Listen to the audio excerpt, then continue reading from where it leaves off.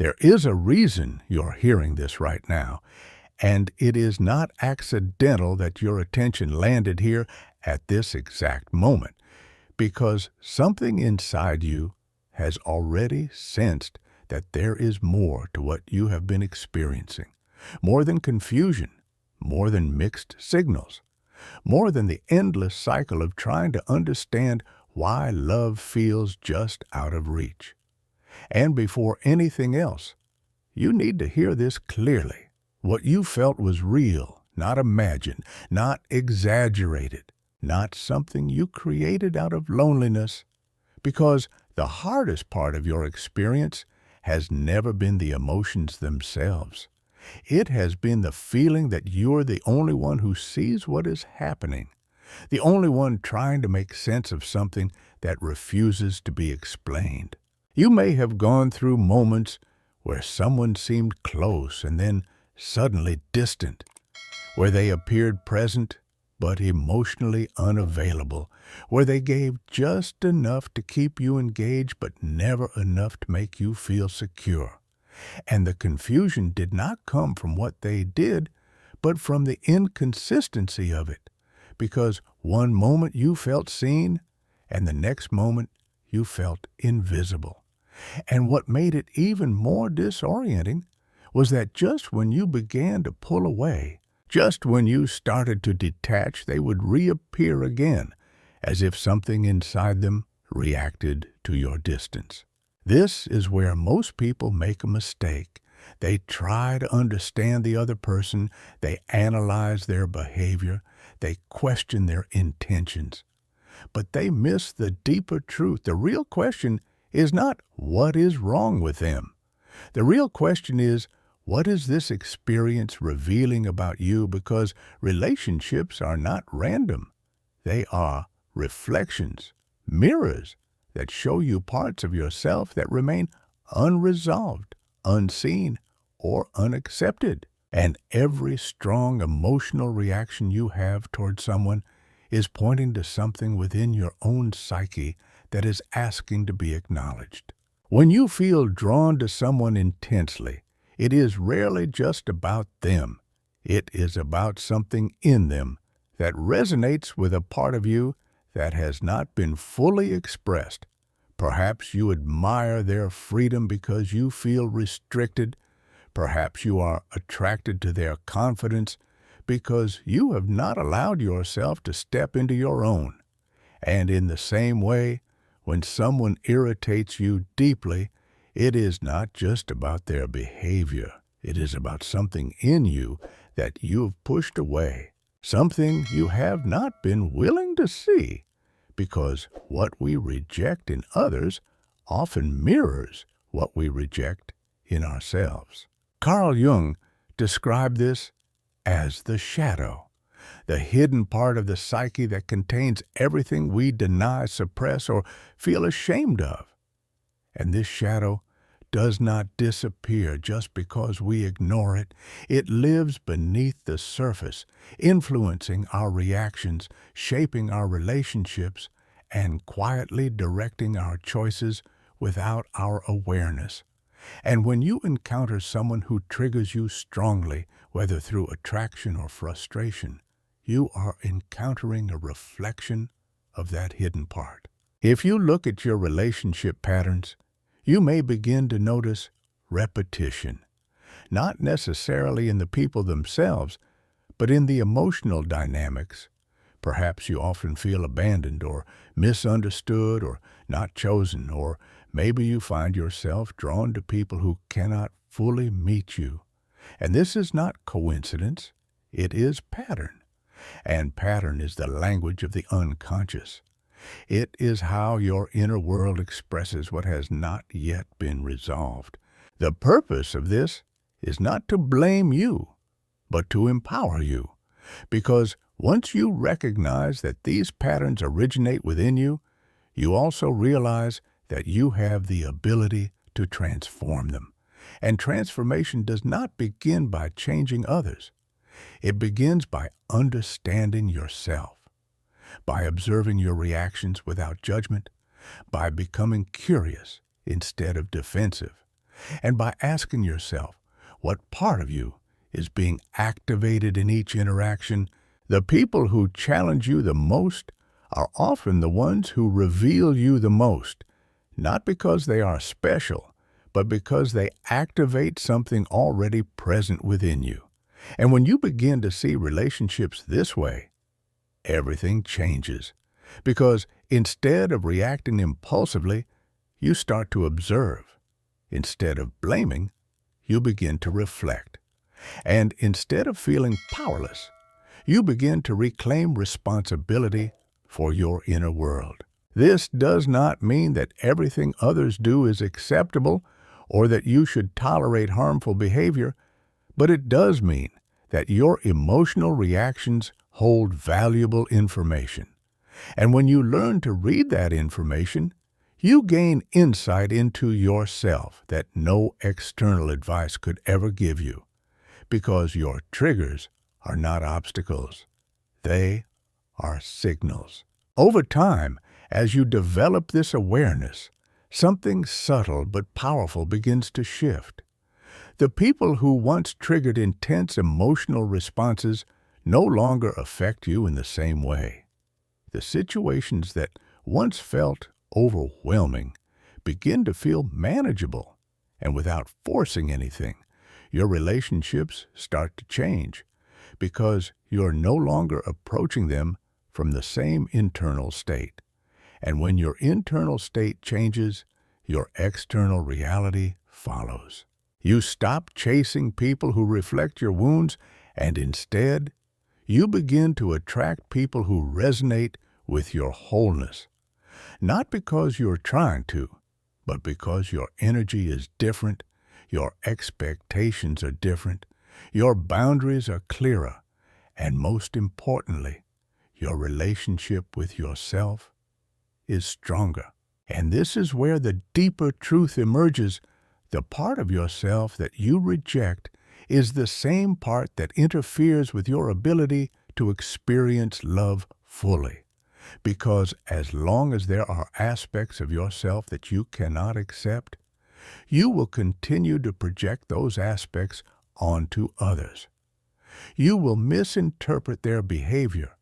You will react from insecurity, and you will unconsciously recreate the same emotional patterns. For example, if you are uncomfortable with your own need for validation, you may feel overly dependent on others for reassurance. If you suppress your own sense of power, you may feel intimidated by confident people. And if you deny your own emotional needs, you may attract relationships where those needs are not met, not because you deserve it, but because your unconscious is repeating what it has not yet integrated. The shadow is not only made of what you consider negative, it also contains your unused potential, your strengths that you have not claimed, your desires that you have not allowed yourself to pursue. And when you reject parts of yourself, you fragment your identity. You create distance within your own psyche, and that internal division makes it difficult to form deep, authentic connections with others. Integration is the process of bringing those hidden parts into awareness, not to eliminate them, but to understand them, to accept them, and to transform their energy into something constructive. And this requires honesty. Not superficial honesty, but a deeper level of self-recognition that is willing to confront uncomfortable truths without turning away. One of the most effective ways to begin this process is to observe your strongest emotional reactions, because they are the most direct pathway to your shadow. When something triggers you, instead of reacting immediately, pause and ask yourself what exactly you're feeling, what specifically is being activated, and where that might exist within you, not as a form of self-blame, but as a form of self-discovery. You may realize that what you judge in others is something you have not allowed yourself to express, or that what you admire is something you have not yet embraced within yourself. And this realization can be transformative because it shifts your focus from external circumstances to internal awareness, from trying to control others to understanding yourself. Another important step is to create safe ways to express the parts of yourself that have been suppressed. If you have hidden your creativity, find ways to explore it. If you have avoided vulnerability, begin practicing it with people you trust. If you have denied your needs, start acknowledging them. Because integration is not just about awareness, it is about expression. A powerful exercise is to write directly to your shadow, to acknowledge its presence, to recognize its role in protecting you, and to express your intention to integrate it rather than suppress it. And through this dialogue, you begin to build a relationship with parts of yourself that you may have ignored for years. There is a paradox in this process. The more you accept your imperfections, the more authentic you become. And the more authentic you become, the more capable you are of forming genuine connections, because you're no longer presenting a filtered version of yourself. You're showing up as a whole person, with both light and shadow integrated. True connection does not come from perfection. It comes from wholeness, from two individuals who are not trying to complete each other, but who are capable of growing together. And this is only possible when you stop seeking in others what you have not yet cultivated within yourself. At that point, love stops being something you chase and starts becoming something you express, not as a need, but as a state of being.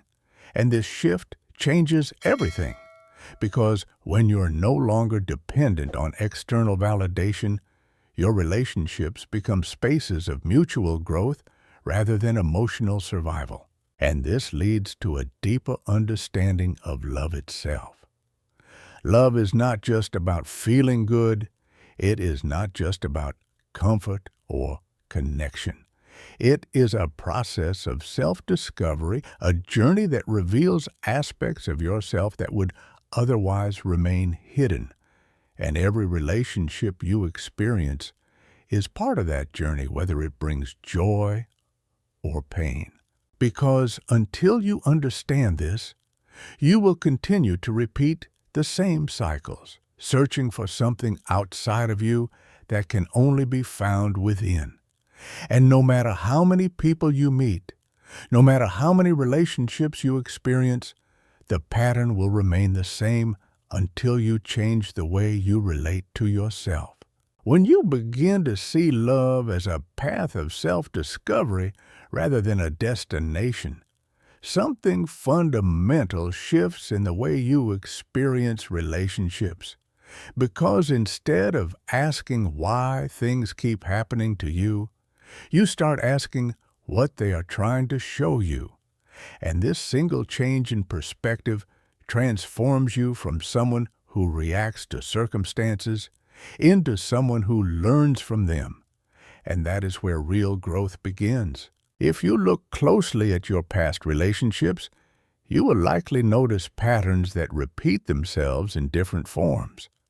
Perhaps you consistently feel unappreciated, or you find yourself drawn to people who are emotionally distant.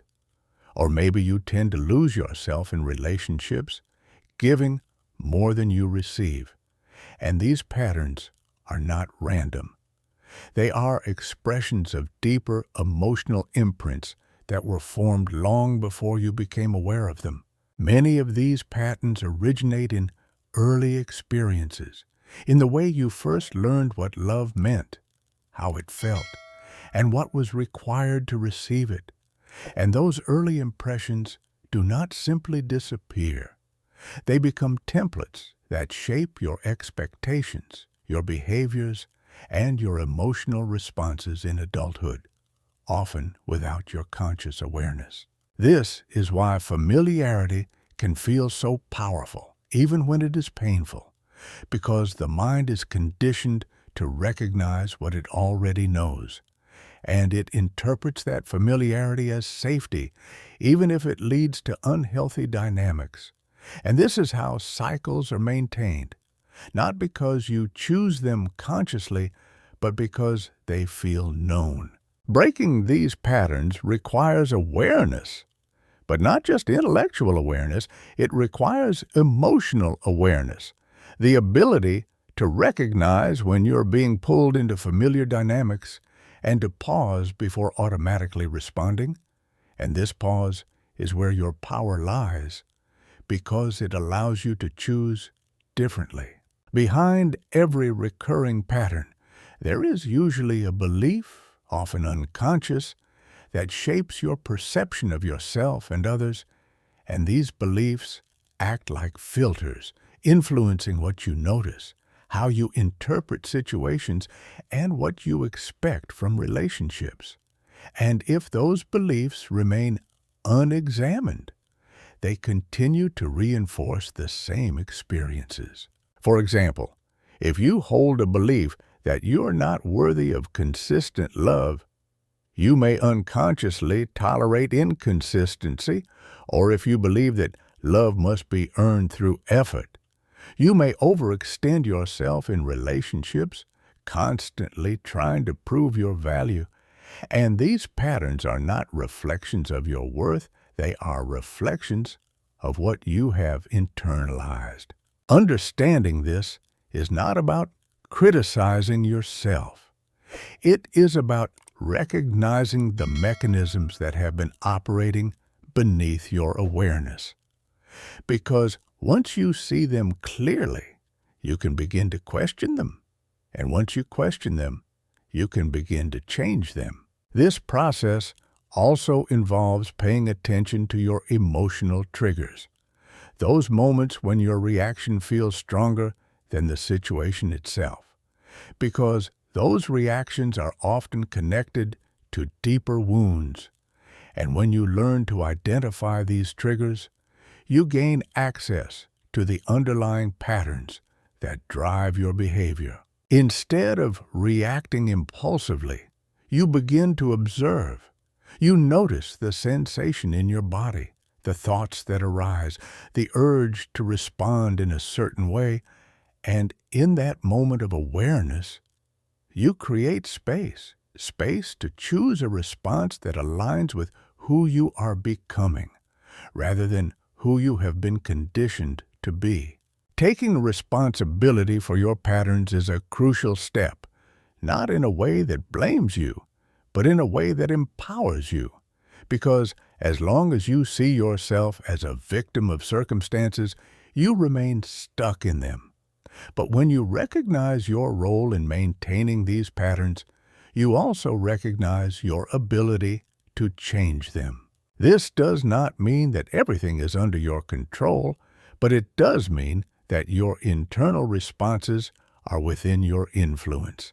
And by changing those responses, you begin to shift the dynamics of your relationships, often in ways that feel subtle at first but become more significant over time.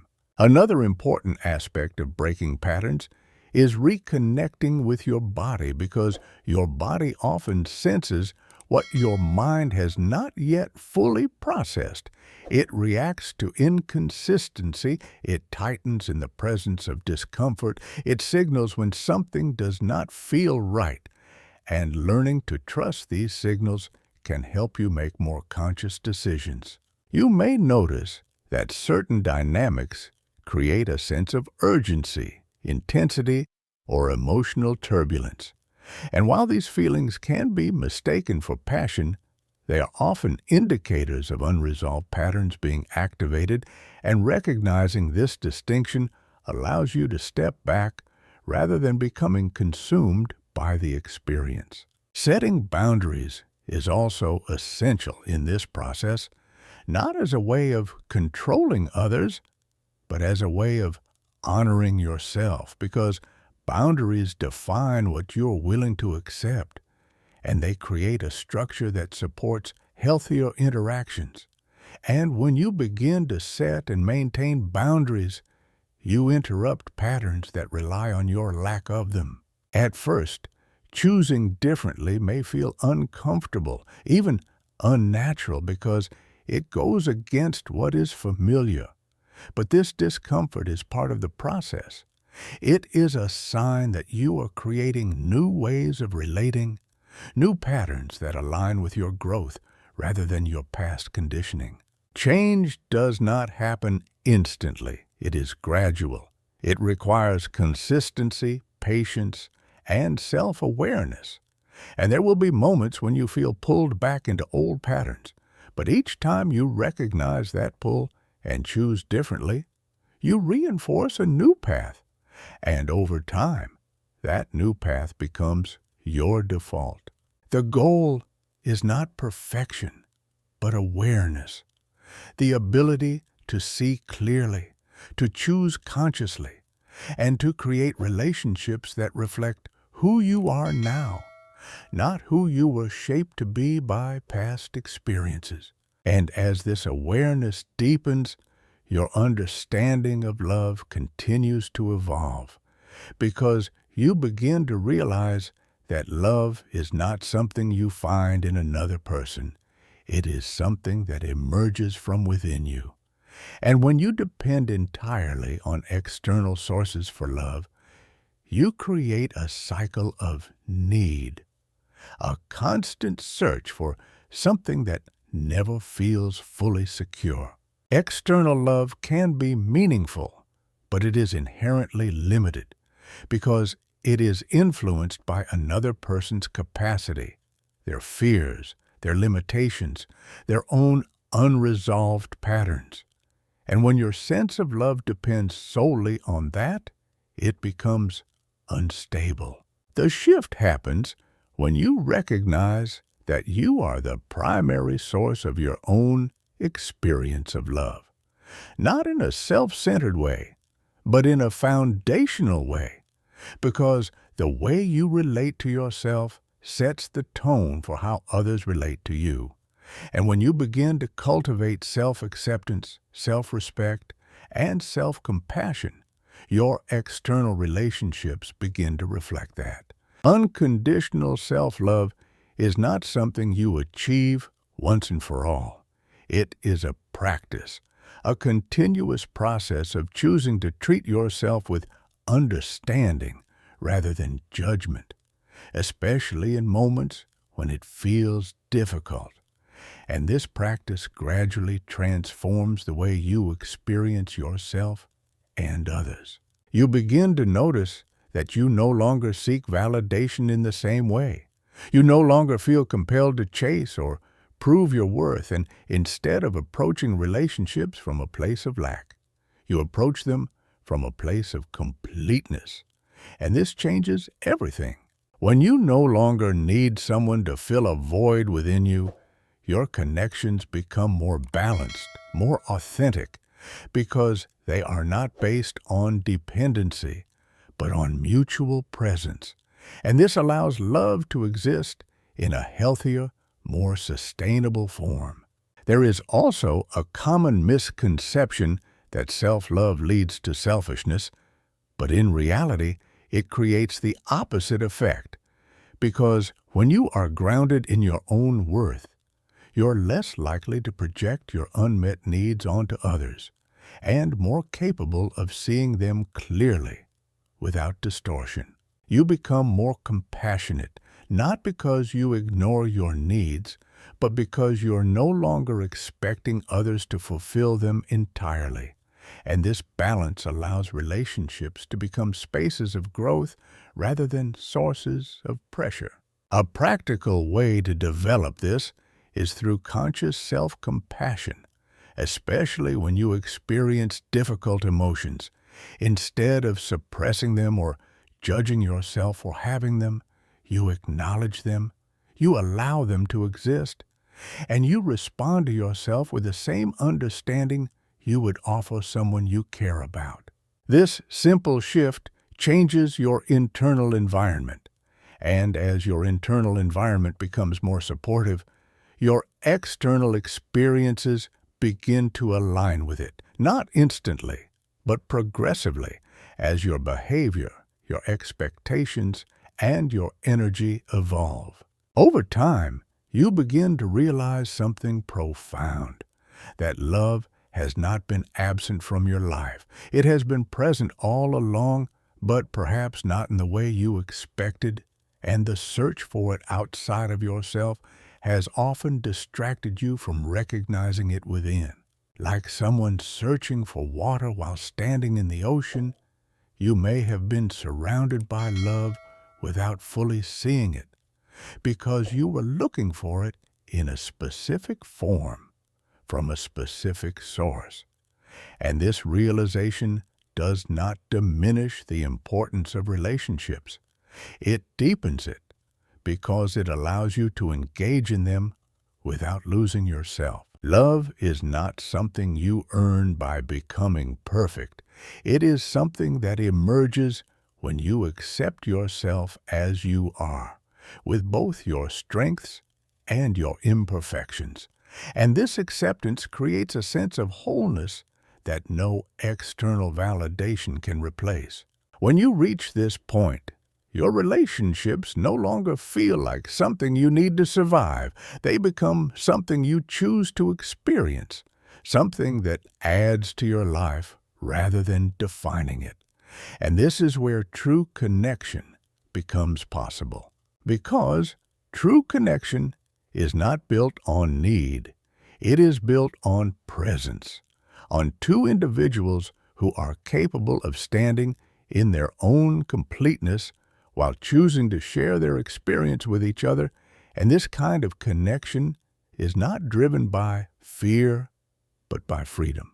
And this brings you back to the central truth, the reason you have been through what you have been through, the reason you have felt what you have felt, is not to leave you searching endlessly, but to guide you toward understanding yourself more deeply, toward integrating the parts of you that have been hidden, and toward becoming someone who can love and be loved without losing themselves.